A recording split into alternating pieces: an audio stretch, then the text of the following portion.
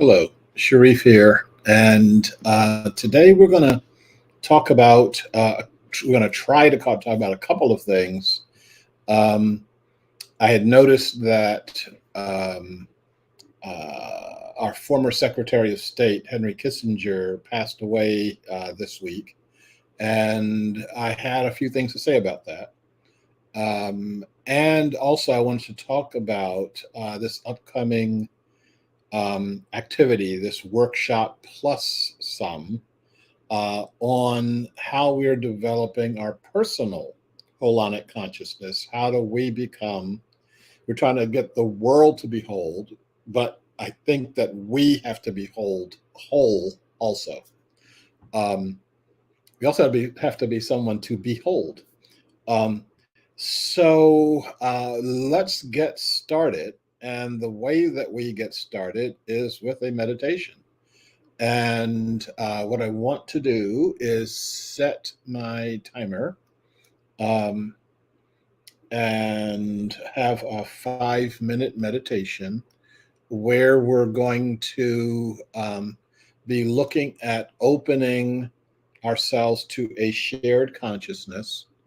We are inviting into ourselves all of the beings who are in us, around us, and of us on this planet.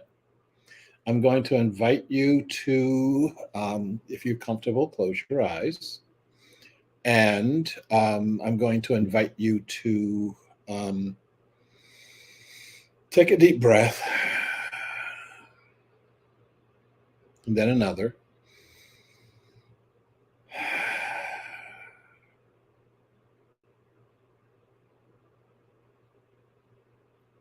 And anything that you picked up this day that isn't sitting well with you, just drop it for our time together.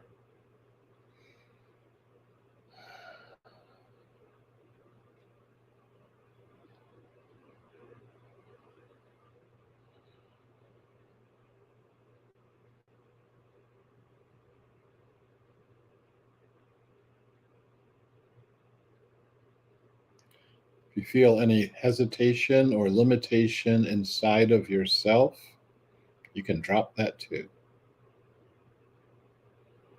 That's not who you are.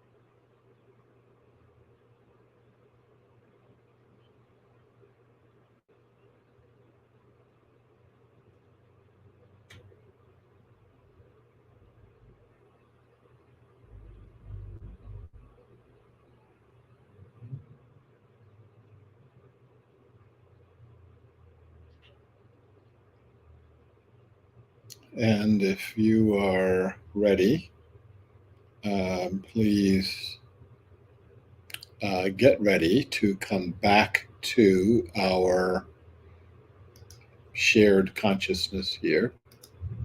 Um, and if you're like me, you got to put your glasses back on to see the screen. Let's get started. Um, it's interesting that I do 10 to 15 minutes of news in the morning, and I want at some point in time I'm gonna I've said that I want to go through how to do a news diet so that you are fully informed of what's going on in the world. But it only takes 10 or 15 minutes. Um, not going to do that today.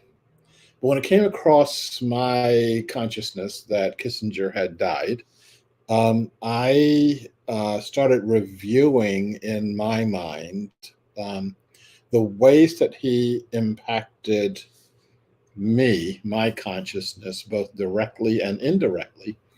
And I I said, well, I'm going to say a few words about that, and then we'll go on to something else. And then I started saying, wait, there's a couple more words, and then there's a few more words. So I'm going to spend 10, maybe even 15 minutes talking about 3 episodes where Dr. Kissinger impacted my life. And I will then talk about this, what I'm calling the Workshop Plus. And my goal is to do that within the half hour, but we may run over about 5 minutes or so. I'll let you know. So the first time Henry Kissinger impacted my life directly was when I was 17 years old and needed to register for the draft. Kissinger was promising lots of us one-way tickets to this place called Vietnam. And at the time, I was coming to an understanding that I had a different political agenda than what was going around the world at the time. And I knew that I was not going to register for the draft. Needless to say, this is a really big decision. People who were burning their draft cards, they had a draft card. They had registered in the system. Now, burning the draft card was a crime. Not registering was a much bigger crime. And so we had held workshops and seminars inside of our high school. They were doing stuff like that back in those days. And there were about 20 or 30 of us who decided to not register for the draft and face the consequences. And as each one of us turned 18, each one of us went back on our commitment and went and registered for the draft. And there are various excuses given. Most of the excuses revolved around my mom is making me do this. And I remember one of the guys who said he was going to not register and then changed his mind because his mom made him do it. A year later, he came back in a casket. I remember going to his funeral. I remember looking at his mother like, okay, you'd rather have your son in the box than in jail, than in prison. I don't get it. I don't understand that trade-off. And she had all the language, being a religious person, had all the language of he's in a better place, et cetera, et cetera. And that's like, I'm sorry, I'm not buying it. I'd rather have my kid face 5 years in Leavenworth than get themselves killed in a country they've never been to, in a dispute with people they had never been in dispute with. Okay, that was Kissinger number one. Oh, and yeah, and I never registered. And that is a story for another time. Kissinger number 2 and 3 came in the context of me um, having a relationship with the former dissident who at the time was the president of the Czech Republic, Václav Havel. And if you can't figure it out, I'm the guy with the pinkish tie on, and you may have trouble with that because that guy has hair. Um, um, the woman in the middle is the um, at the time very new Mrs. Havel, and that's a story for another day. Um, um, but here he had invited me to something that was called Forum 2000, and Forum 2000 was a pretty big deal. Um, it was uh, a gathering of what were the most important intellectuals on the planet. Everybody who was invited to Forum 2000 they were the head of a government, present or past. They were a Nobel laureate. They were a professor at a university at either Harvard, Yale, Oxford, or something at that level, or they were me. And let's see if I can get this. So there were 200 people. There are 40 people sitting around the table, and let's see. I don't know if this is going to show. If you can see my cursor shows you the U-shaped table, and then there are 200 people in the room, and then these cameras here are broadcasting this live throughout Europe. This is a very big deal. Um, this room, the Spanish room at the castle, is the room where the Czech government um, capitulated to Adolf Hitler back in 1939, I guess it was.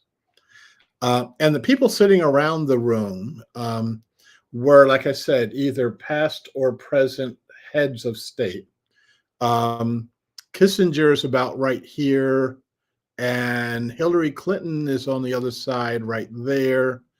And Václav Havel is at the head of the table, sitting next to Sasakawa from Japan, who is paying for all this. And there I am at the end of the table.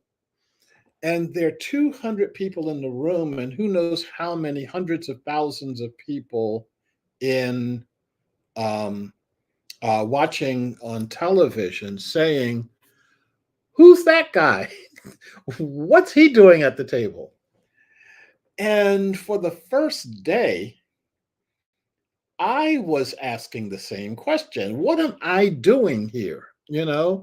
And from the time I received the invitation to sit at the table to the time about a day or so into the proceedings, I had the same question. What am I doing here? And I realized something. Um, I was there as a representative of a concept. And that concept was something that was foreign to all 40 of them at the table, not foreign to Havel and not foreign to me. And that concept was called inclusivity. How can we act like we are one? How can we act like how can we have a political system where we act like we're one being? Um, so this is a 4-day conference. So we're sitting around the table for 4 days, and my second interaction with Kissinger was first understanding he was invited to the conference, and I was about to sit down with a person that I considered a war criminal. Um, a lot of people in the world consider a war criminal. The things that he and Nixon did in Vietnam. Um, I should say he and Johnson and Nixon. Um, they should have been tried and convicted at The Hague. They weren't. They were celebrated and given Nobel Prizes. Um, and so the challenge is, would I sit down? Would I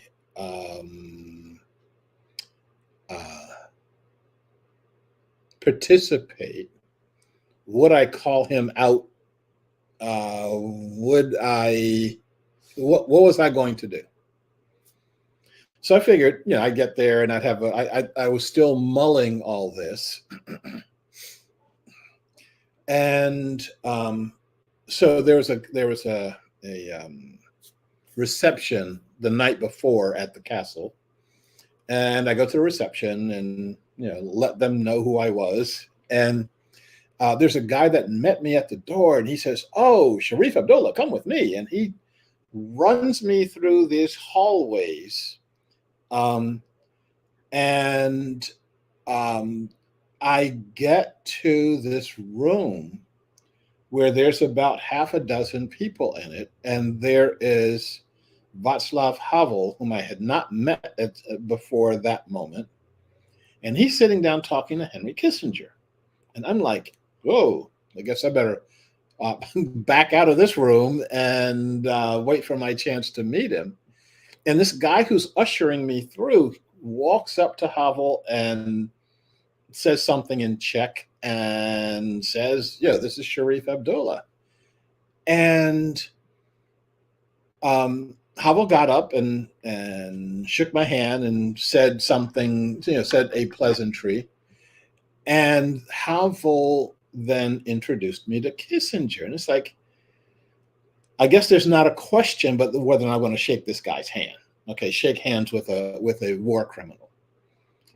And I disinfected afterwards. I'm sort of joking here. The thing I'm not joking about is this hand has shaken the hands of lots of war criminals since then, and lots of peace activists, and lots of very moral people, and quite a few immoral ones. And if you're going to practice inclusivity, you're going to have to recognize that.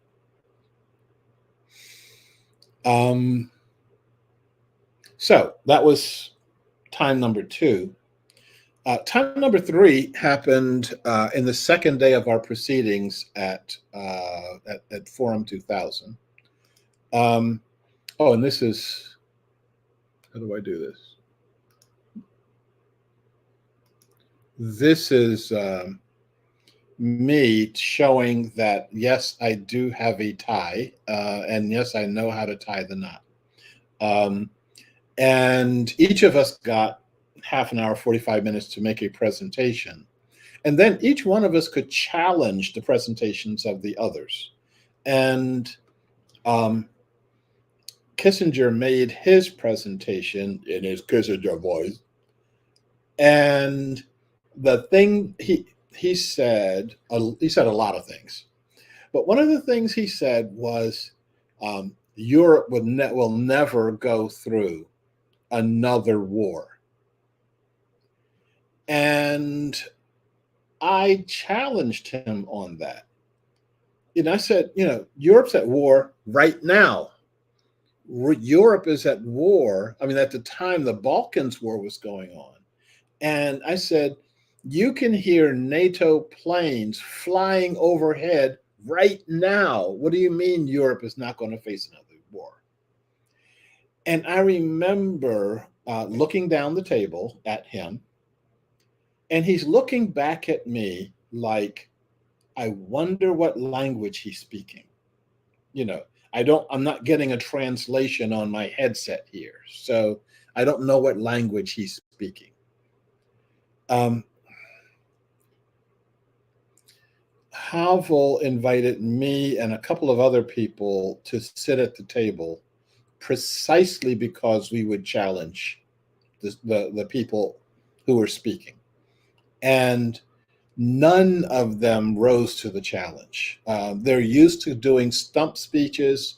They're used to talking to safe audiences. They're used to not being challenged. And that was no different situation. Everything was well, except for my remarks and the remarks of a couple of other people, everything was scripted. Everything was photo opped. Here's a photo op, I think. This is the me having orange juice with the chief rabbi from Israel, and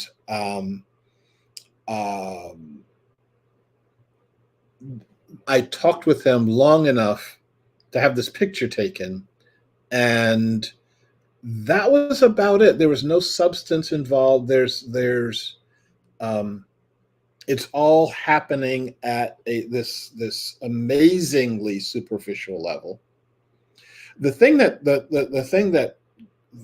I really enjoyed from the Forum 2000 experience was and this is Hillary Clinton giving her speech, which was a pretty good speech. Somebody wrote a good speech for her. And I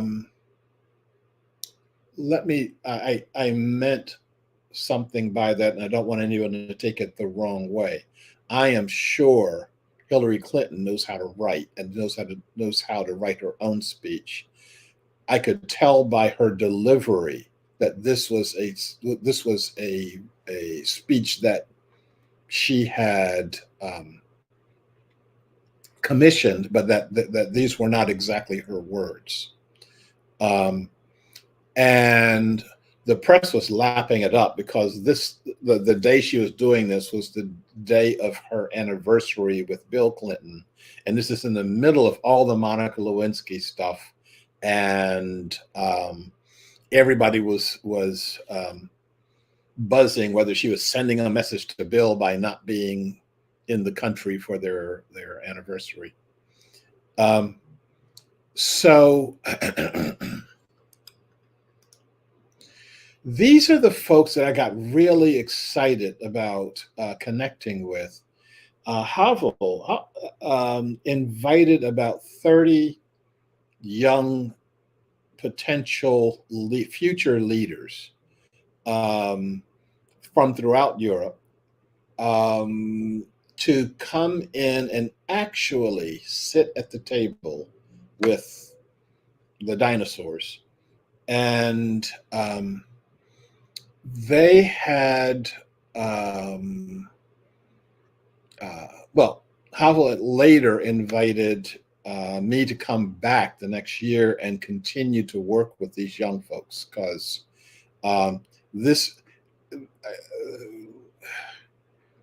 where is our future? Where are our future leaders? And where are the present leaders, the people who are drafting the new society, not the people who are pandering to the old society? This was also a very important picture for me. First of all, that I can hold my own with diplomats. Number two, I can tie my tie for the third day. And those were called jokes. Um, but number three, and the real thing was meeting this guy here. His name is Adam Michnik, and you've heard of the Solidarity movement in Poland. You've heard of its leader, Lech Walesa, the shipyard worker who becomes the political leader of an entire movement of people around this country. And this was the guy who actually was feeding the speeches, etc., to Lech Walesa. This is behind every group, behind every individual, there is a group. I'll take that back. Behind most individuals, there's a group. And the intelligentsia for that group are the people who are pulling the strings. So if you want to see which way things are going, you need to see, where did that speech come from? Where did this idea come from? What ideas are not being considered, etc. And despite the fact that I don't have a word of Polish, and Michnik didn't have a word of English, we got together, we understood each other, and when we could find translators, we had good conversations about about a lot of things in the world. And so that leads us to this workshop in us getting ready to look at personal authentic leadership. So I'll tell you one more castle story that fits this. When I was in the castle and talking to the folks there, they knew who I was, because when I first went there back in '89, I was trying to see Václav Havel, and they were in the middle of a political crisis. They kept me at the door saying, "He'll be with you in 5 minutes. He'll be with you in 10 minutes. He'll be with you in half an hour." He's not going to be with you. So I left them a copy of Power of One, Authentic Leadership in Turbulent Times. And number one, he read it. Number two, all of them read it. They liked the ideas that were in there. They were similar to the ideas that he was espousing, which is pretty easy, because I read all of his stuff when he was a so-called dissident, when he was practicing alternative politics. And so everybody, and they thought that the writing in my book was simple enough for people to practice their English. So people use this as a tool to work on their English. And so so people had some knowledge of my work, and were basing some of their ideas for how to run the country on that work. But the thing about so these folks are trying to figure out how to run the country, and I said, running into the kind of crisis that I'm sitting outside of the door,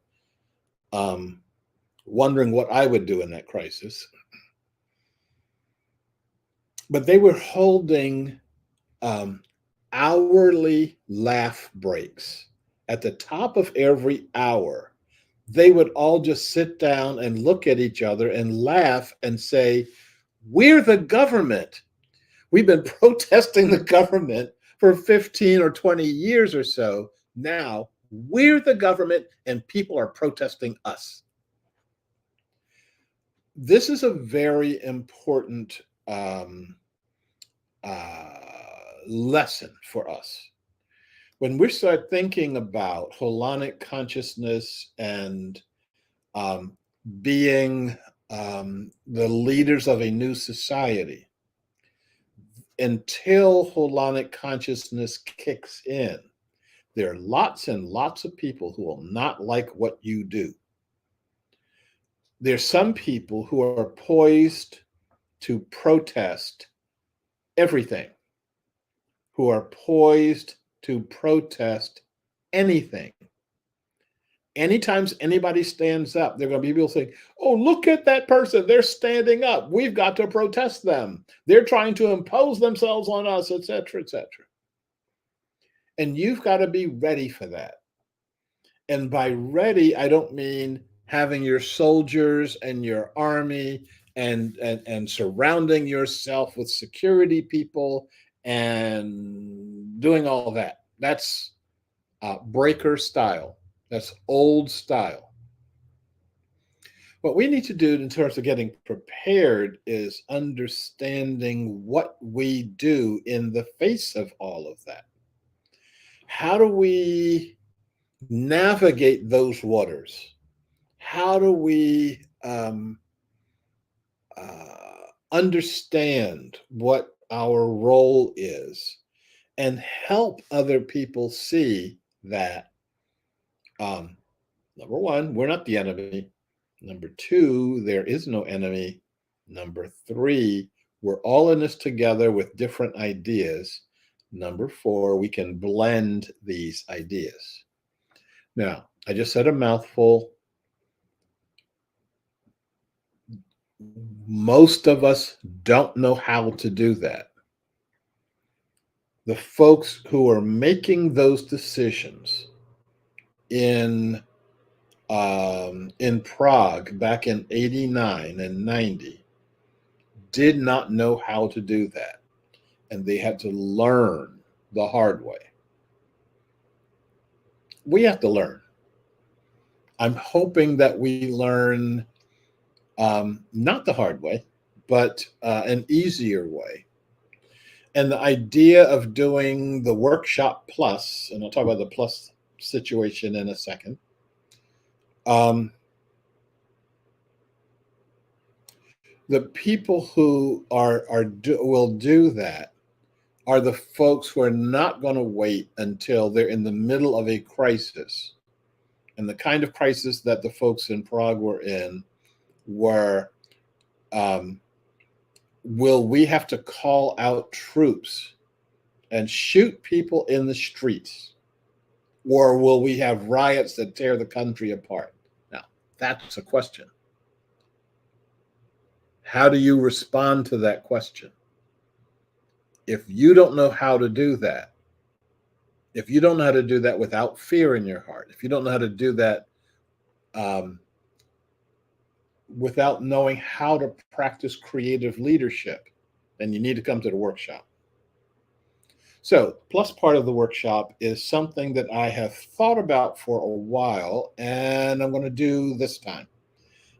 This time it's going to be on the 16th of December. I'd hope to have a banner and all this other stuff up. I won't have that for the next couple of hours.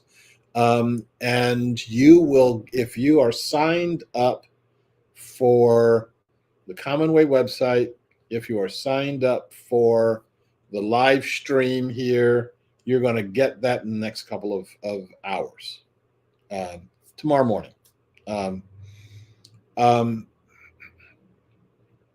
But the plus part of the workshop is I am offering the workshop. There'll be a price tag on it.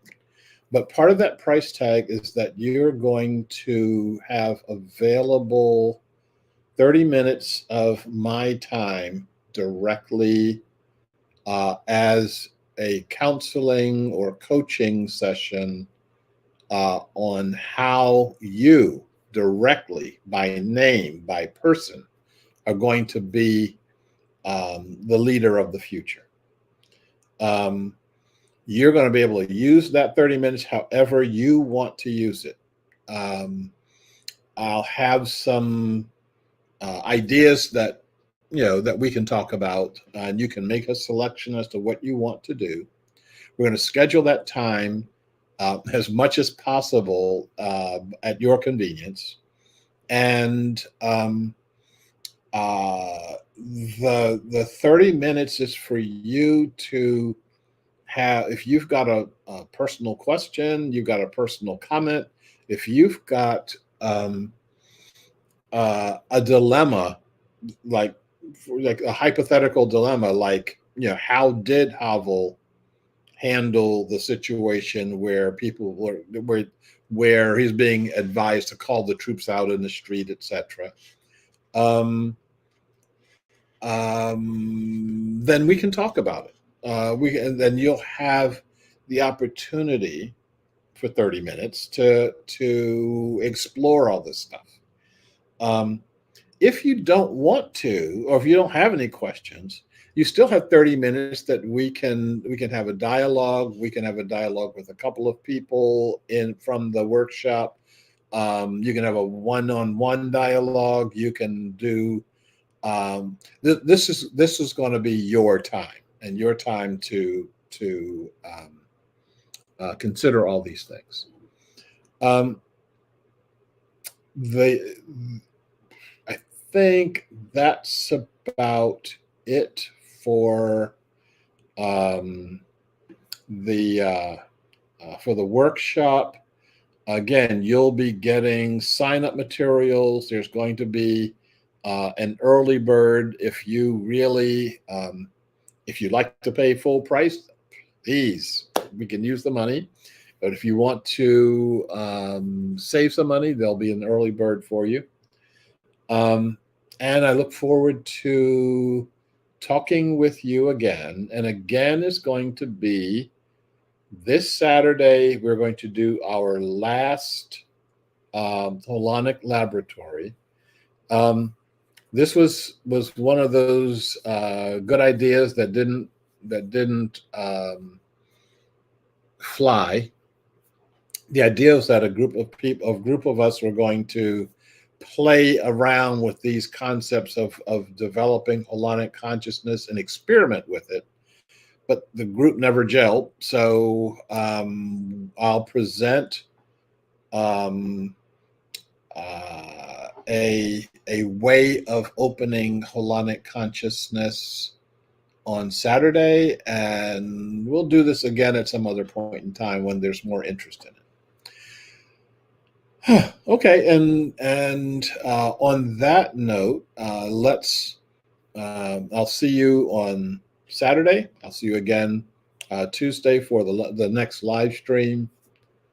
May all beings be well. May all beings be secure. May all beings be happy. Thank you, and I will see you again, I hope.